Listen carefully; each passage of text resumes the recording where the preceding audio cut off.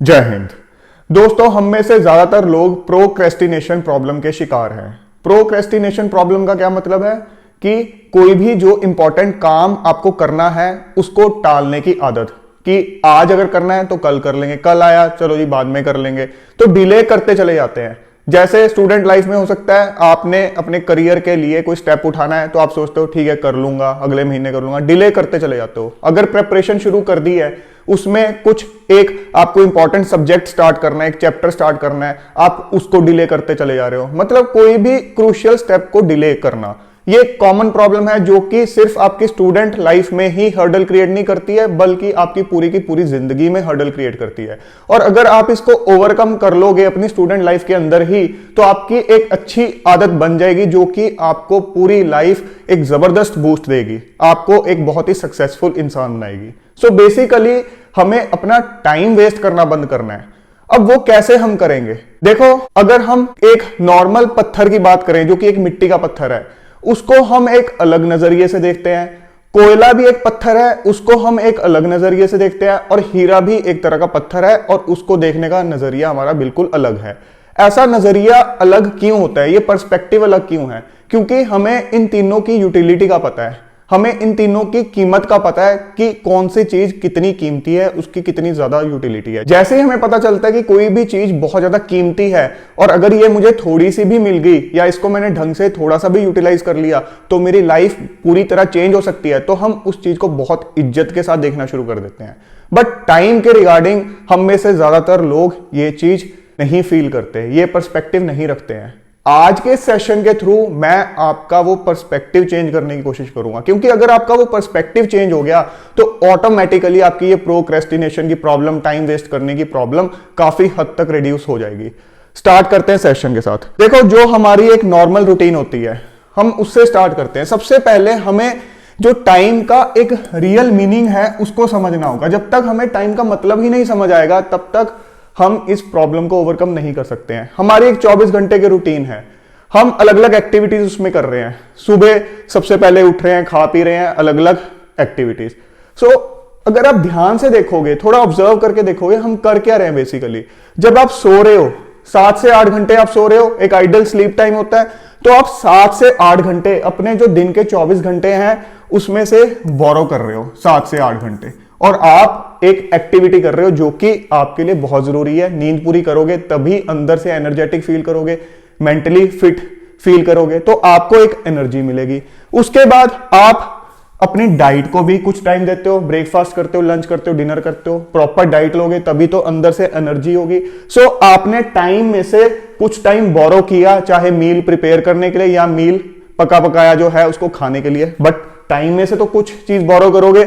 उसके बाद आप अपना काम करोगे, चाहे आपका बिजनेस है, चाहे आप स्टूडेंट हो, पढ़ रहे हो, चाहे आप जॉब करने जा रहे हो, बट आप जो दिन में काम कर रहे हो, 6 घंटे काम कर रहे हो, 8 घंटे काम कर रहे हो, पढ़ रहे हो, वो टाइम आप कुछ बोरो करोगे पहले अपने 24 घंटे में से, फिर उस एक्टिविटी को करोगे।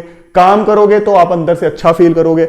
उसके बाद दिन में जो आप मोबाइल यूज करते हो, किसी अच्छी लर्निंग के लिए यूज कर रहे हो तो भी टाइम बोरो कर रहे हो। उसके बाद अगर टाइम वेस्ट कर रहे हो रील्स देखने में और इधर उधर की फालतू वीडियोस देखने में, तो भी आपने बेसिकली टाइम बोरो किया है।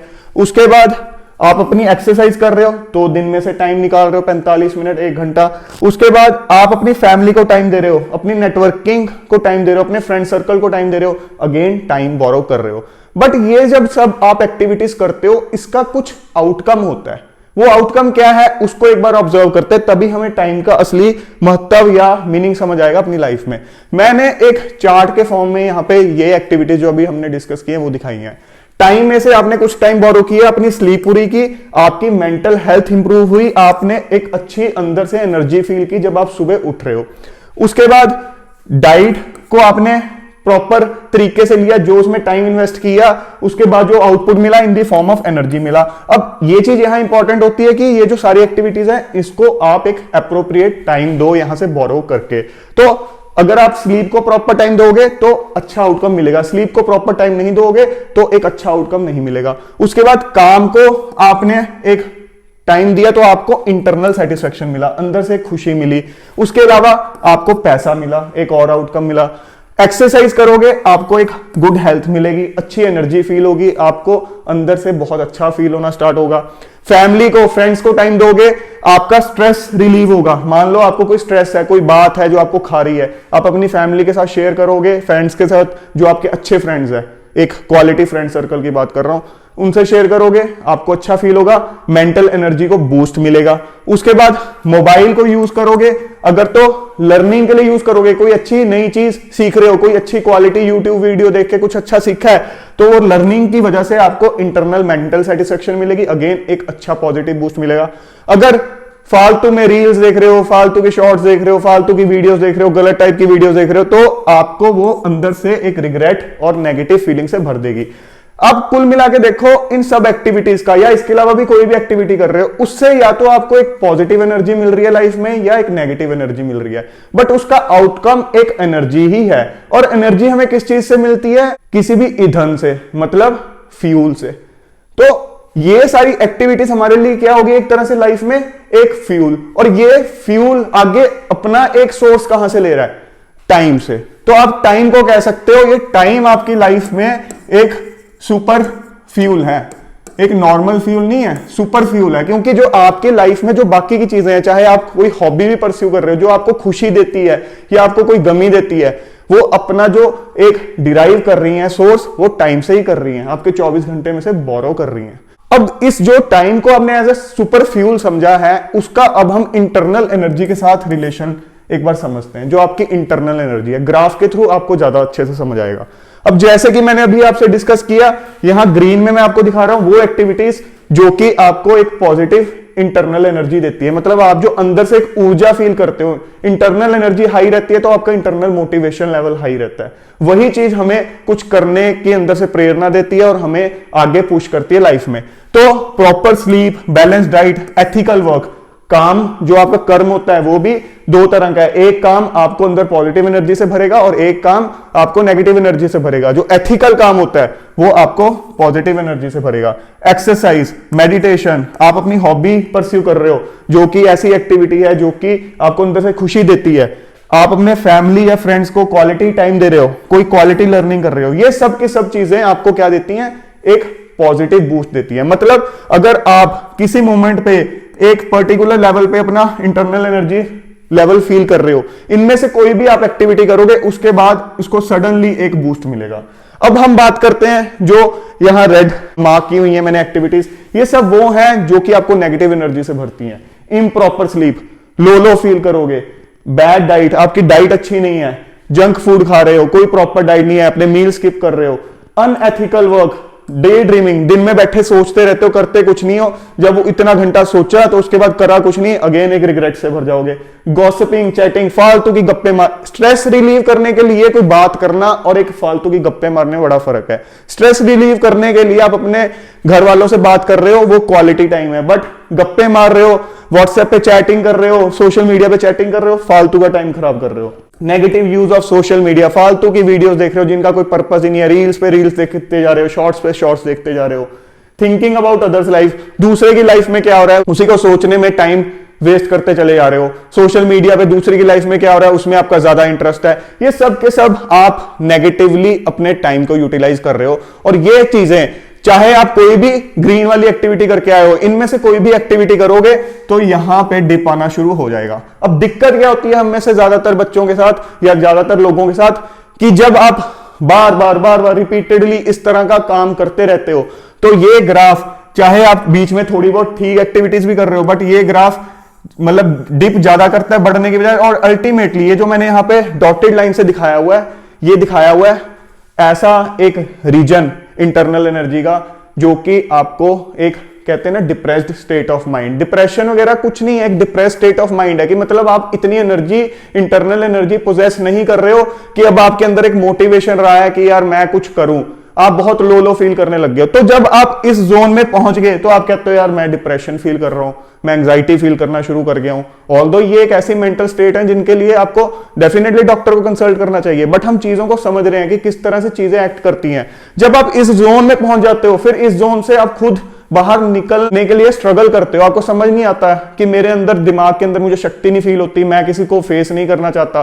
तो जब इस जोन में पड़े रहते हो तो ये बहुत ही गलत स्टेट है, और उसके बाद आप बहुत प्रयास करते हो बट इन चीजों से निकल नहीं पाते। अब जब आप इस जोन में होते हो और थोड़ी सी हिम्मत दिखाओ और रिपीटेडली ये ग्रीन वाली एक्टिविटीज करते चले जाओगे तो आप इस जोन से बाहर आना स्टार्ट कर दोगे।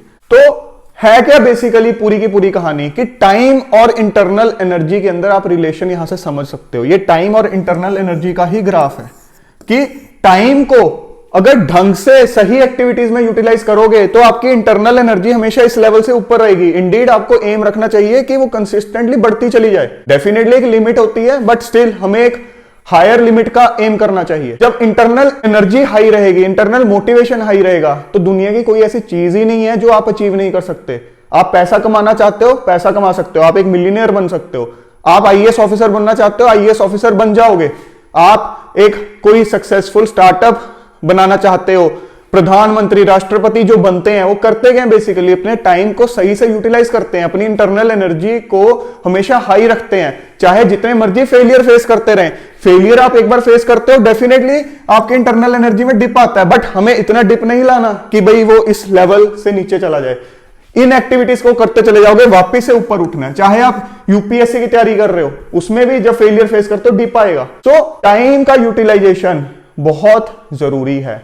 अब इसको थोड़ा सा और समझते हैं कि प्रैक्टिकली हम इस चीज की आदत डालें कैसे। देखो हमारे पास लिमिटेड टाइम है। अगर आप ध्यान से देखो, हमें वैसे लगता है जिंदगी बहुत लंबी है, बट अगर आप पेन पेपर उठा के थोड़ी कैलकुलेशन करोगे आपको समझ आएगा कि हमारे पास बहुत ही लिमिटेड टाइम है।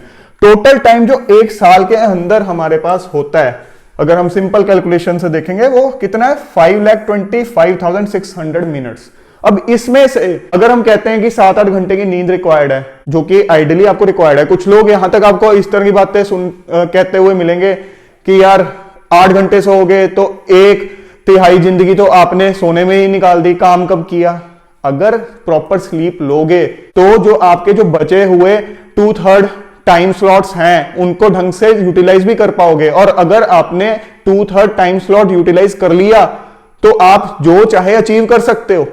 इस चीज का कोई फायदा नहीं है कि 4-4 घंटे सो रहे हो और बाकी के 20 घंटे जाग रहे हो लेकिन 20 घंटे के अंदर एनर्जी ही नहीं फील कर रहे। सो प्रैक्टिकल बात करनी चाहिए। तो आप ये मान लो कि 7 घंटे आप सो रहे हो, उसके अलावा कुछ मिसलेनियस एक्टिविटीज भी हैं, आपने खाना वगैरह भी खाना है, आपने वॉशरूम जाना है, नहाना धोना है। तो बचे हुए जो आपके पास घंटे हैं या मिनट कह लो पर ईयर इतने हैं आपके पास, और वो निकल के आते हैं 960 मिनट्स पर डे।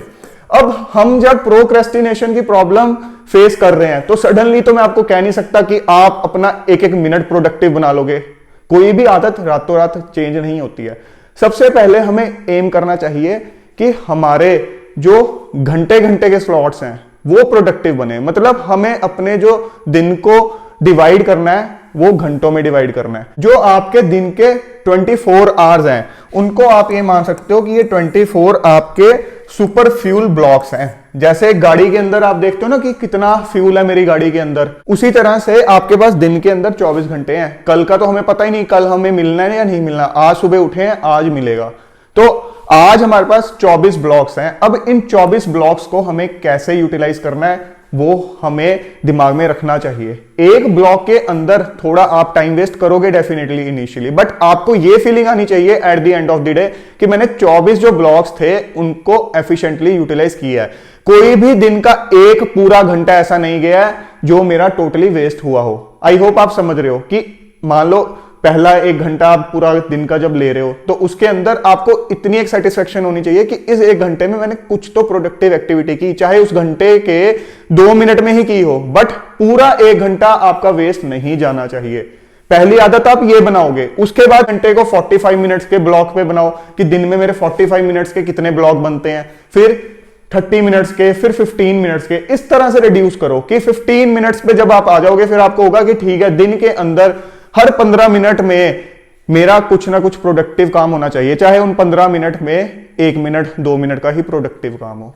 जब इस तरह की आदत डालोगे ना, अपने आप आपका टाइम जो है अच्छे से यूटिलाइज हो जाएगा। तो आपको ये क्लियर होना चाहिए सुबह उठते ही कि मेरे पास आज ब्लॉक्स कितने हैं। और मजे की बात यह है, चाहे कोई इंसान पैसे के हिसाब से गरीब है या अमीर है, बट सुबह जब वो उठा है, जब उसको वो एक दिन मिला है, तो उसके पास जो ये नंबर ऑफ ब्लॉक्स हैं जो कि एक सुपर फ्यूल के ब्लॉक हैं, एक वेरी प्रेशियस चीज है जिसको यूज करके आप कुछ भी बन सकते हो, जिसकी कोई मतलब आप कीमत लगा ही नहीं सकते, वो दोनों अमीर और गरीब को सेम मिलते हैं जब सुबह वो उठते हैं।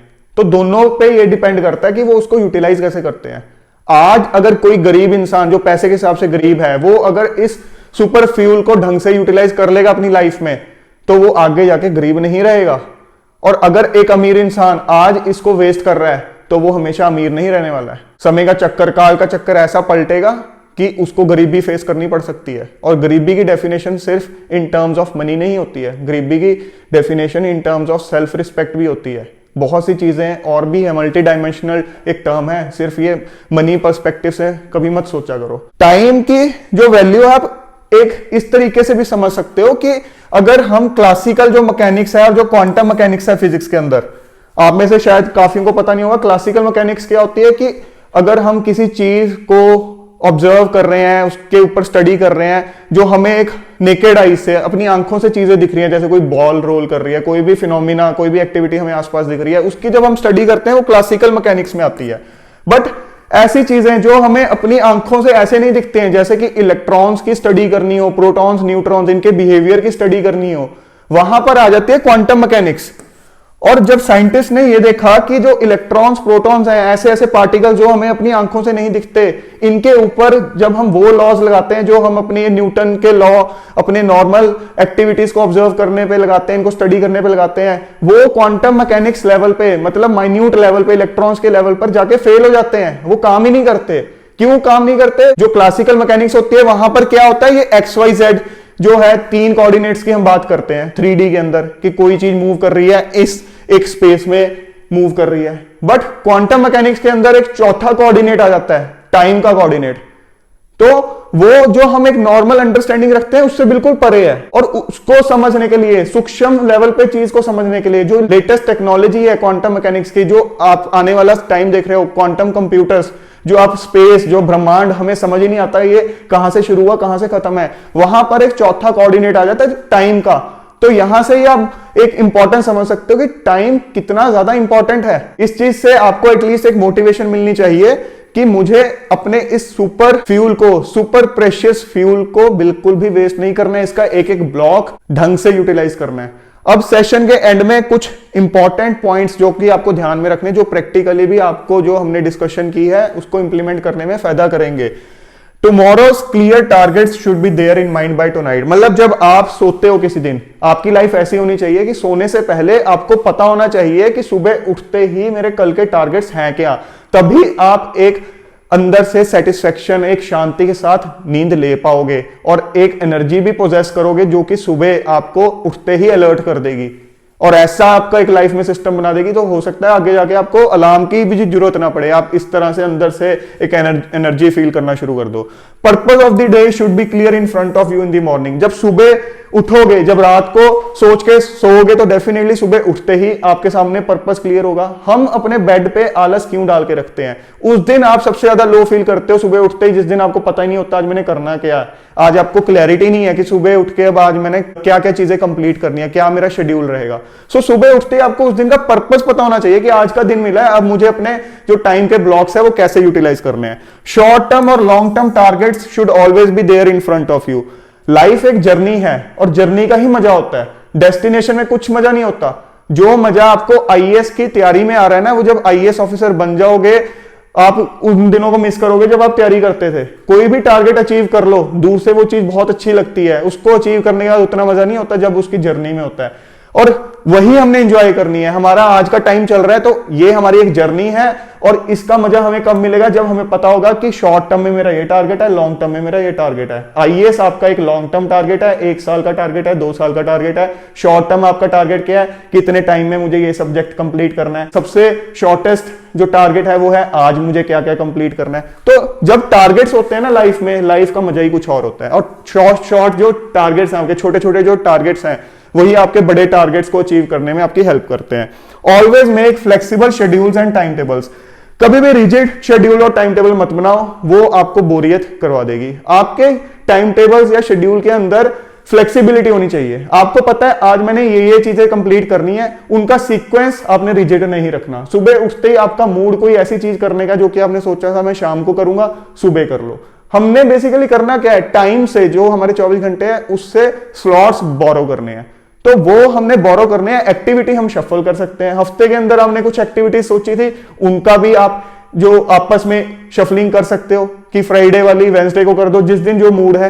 तो तब आपकी लाइफ बहुत इजी फील होती है और इंटरेस्टिंग फील होती है। आपको ऐसा नहीं लगता कि मैं एक जेल में जी रहा हूं। Learn to allocate your super fuel blocks to different task, जो अभी हमने डिस्कस किया है कि किस तरह से आपको 1 घंटे के ब्लॉक्स बनाने हैं, पहले उनको एलोकेट करना है। जब उनको आप अच्छे से यूटिलाइज करना शुरू कर दोगे कि हर ब्लॉक से आपको पता है मैंने कुछ प्रोडक्टिव निकाला है, फिर 45 मिनट्स पे आ जाओ, फिर 30 पे आ जाओ, फिर 15 पे आ जाओ। आपका अल्टीमेट एम होना चाहिए उन 15 मिनट में मैंने कुछ ना कुछ प्रोडक्टिव काम करना है जो कि उस ग्रीन रीजन में फॉल करे, जो कि हमने डिस्कस किया था, सो दैट मेरी हर 15 मिनट के बाद इंटरनल एनर्जी को एक बूस्ट मिलता चला जाए। Summarize this session in note and always keep that note with yourself। जो मैंने आपको चीजें समझाई हैं उनको आप समराइज कर लो एक नोट फॉर्म में, क्योंकि आपके लिए बार बार भी पॉसिबल नहीं होगा। ठीक है, आप बीच में कभी कुछ भूल जाते हो, ज्यादा ही डीमोटिवेट हो जाते हो, इस सेशन को सुन सकते हो, बट अल्टीमेटली वो चीज आपके लिए काम करेगी जो आप खुद से इसको समराइज करके अपनी वर्डिंग के अंदर लिखोगे और हमेशा उसको अपने सामने रखो कि क्या मैंने चीजें डिस्कस की हैं और किस तरह से अगर मैं टाइम यूटिलाइज करूंगा, इस टाइम की कीमत है क्या, किस तरह से मैं टाइम इसको यूटिलाइज करूंगा तो कुछ भी बन सकता हूं, और अगर इसको नहीं यूटिलाइज करूंगा तो ये भी हो सकता है कि आज मैं जहां खड़ा हूं मैं वहां पे भी ना खड़ पाऊं इन फ्यूचर। और दोस्तों, हमने प्रोक्रेस्टिनेशन की बात की है। एक सिचुएशन ऐसी भी है जहां पे आपको प्रोक्रेस्टिनेशन यूज करने का फायदा है। इंडीड आपको उसको डेफिनेटली सिचुएशन में यूज करना चाहिए, और अगर आप कर लोगे आपकी लाइफ और ड्रास्टिकली पॉजिटिव वे से चेंज हो जाएगी। वो सिचुएशन क्या है? जब आप गुस्से में होते हो तब इस प्रोक्रेस्टिनेशन को अच्छे से यूज करो। प्रोक्रेस्टिनेशन का मतलब क्या है कि कोई आप काम अभी करना चाहते हो उसको टाल दो। तो गुस्से में जब आप होते हो तब ये प्रोक्रेस्टिनेशन आपके बड़े काम आता है कि उस टाइम पे अगर आपका कुछ करने का मन कर रहा है उसको उस मोमेंट के लिए टाल दो कि ठीक है इसको मैं शाम को करूंगा, इसको मैं कल करूंगा। अगर प्रोक्रेस्टिनेशन गुस्से के टाइम पे यूज कर दोगे तो डेफिनेटली आप कुछ बहुत गलत करने से बच जाओगे, जिसके कॉन्सिक्वेंसेस हो सकता है अदरवाइज आपकी लाइफ बर्बाद कर दें, या आपका आने वाला कुछ और टाइम खराब कर दें, या कोई भी प्रॉब्लम क्रिएट कर दें। सो फ्रेंड्स, आई होप आज के सेशन से आपको टाइम की असली कीमत की एक रियलाइजेशन हुई है। मैंने कोई नई बात नहीं की है, एक ऐसी बात जो हम सबको पता है उसका एक क्रक्स निकाल के आपके सामने रखा है, सो दैट आपको क्लैरिटी हो सके। आपको एक प्रैक्टिकल वे से समझाया कि किस तरह से टाइम के ब्लॉक्स बना के धीरे धीरे ग्रेजुअली हम टाइम को यूटिलाइज कर सकते हैं, अपने टाइम वेस्टेज की आदत से उभर सकते हैं और प्रोक्रेस्टिनेशन को अल्टीमेटली अवॉइड कर सकते हैं, और कुछ की पॉइंट्स जो कि डेफिनेटली आपके काम आएंगे। सो जल्द मिलेंगे एक और नए और इंपॉर्टेंट सेशन के साथ। Till then keep grinding yourself and stay fit and healthy. जय हिंद।